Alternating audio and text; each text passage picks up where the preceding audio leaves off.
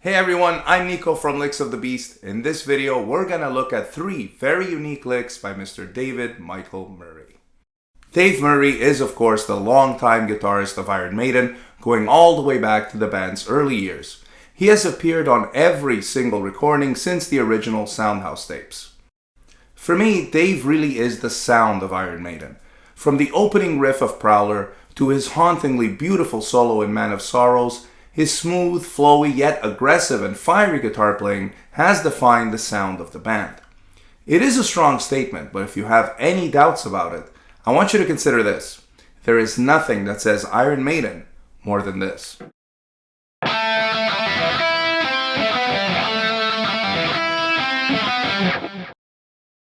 Dave has a very unique voice on the instrument, something in between a scream and a cry.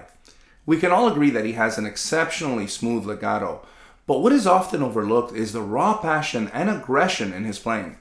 Make no mistake, there is a wild man behind his gentle smile and those happy mannerisms. Just watch Dave live, especially in the early days when he was like a blonde Jimi Hendrix, playing with his teeth behind his back and just ripping the craziest solos. Dave could be seriously intense. Another characteristic of Dave's playing is his improvisational style. The things he plays off the top of his head tend to have really interesting phrasing, and that is exactly what makes the 3 licks I'm going to talk about in this video so unique.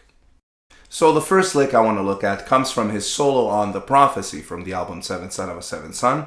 It's actually a song written by Dave Murray, and the lick goes something like this.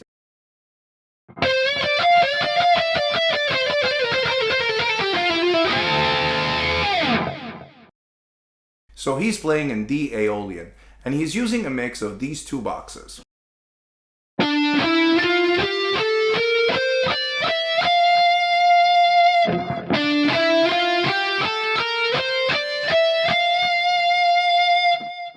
This allows him to seamlessly cross the fretboard horizontally from the 18th to the 9th fret.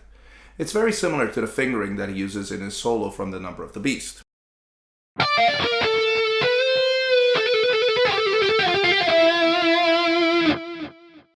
What makes this lick stand out to me is how it starts off as straight 8th notes and then it just speeds up out of nowhere into 16th note triplets and straight 16th notes. So he literally doubles the speed mid-lick.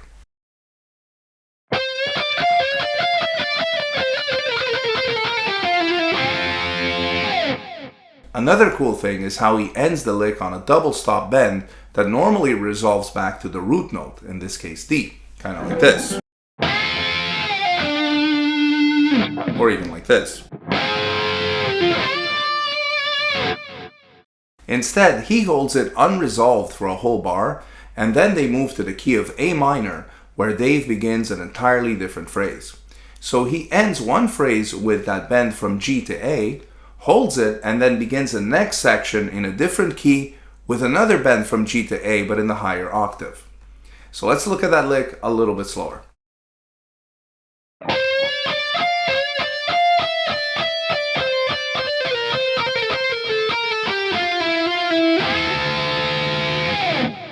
And here it is one last time at regular speed.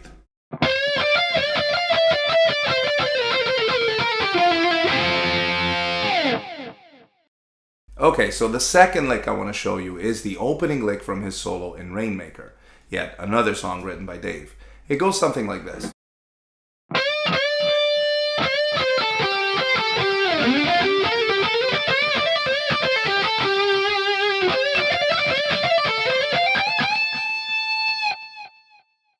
This one is also in D Aeolian, and there are 2 really cool things about this lick.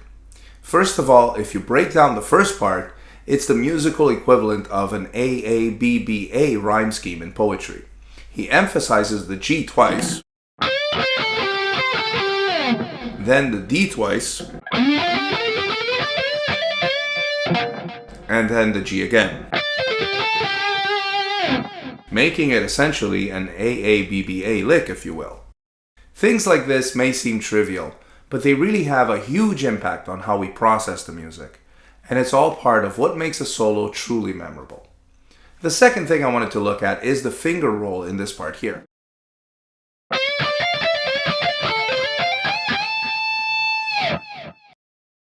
So instead of doing the more typical thing like this,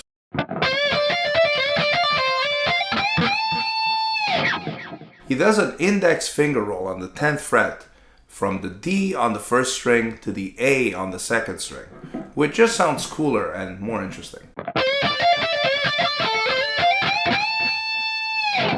So here's that lick one more time slowly.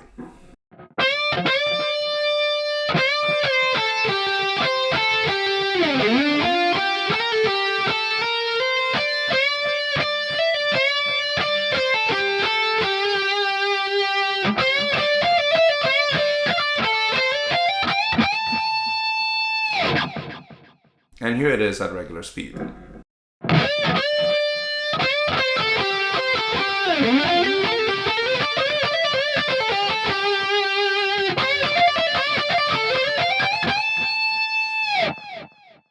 The last lick I want to discuss in this video is from his solo in Alexander the Great.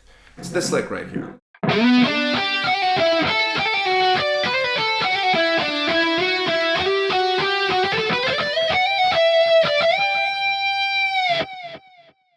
This Mediterranean sounding lick follows an overall ascending motion, but it's not going straight up.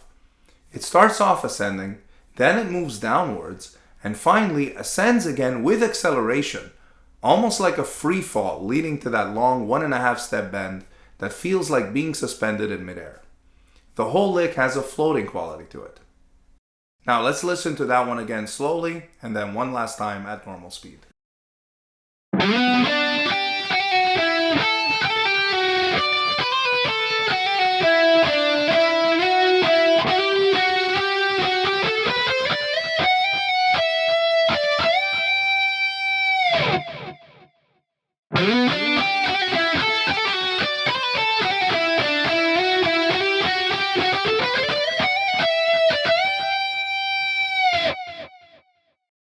So that's it for this week's video. I hope this was interesting and that it gave you at least a little more insight into Dave's soloing style and perhaps even some ideas that you can implement in your own solos. I will be making a lot more videos like this where I'll look at specific licks from one of the three maiden guitarists to better explain their playing style and to show different techniques or ideas that you can borrow. Between the three of them, there is a wealth of knowledge for us to delve into.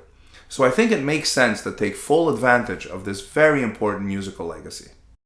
As always, I want to thank you all so much for watching and for your awesome support. Be sure to tune in next week for more licks of the beast.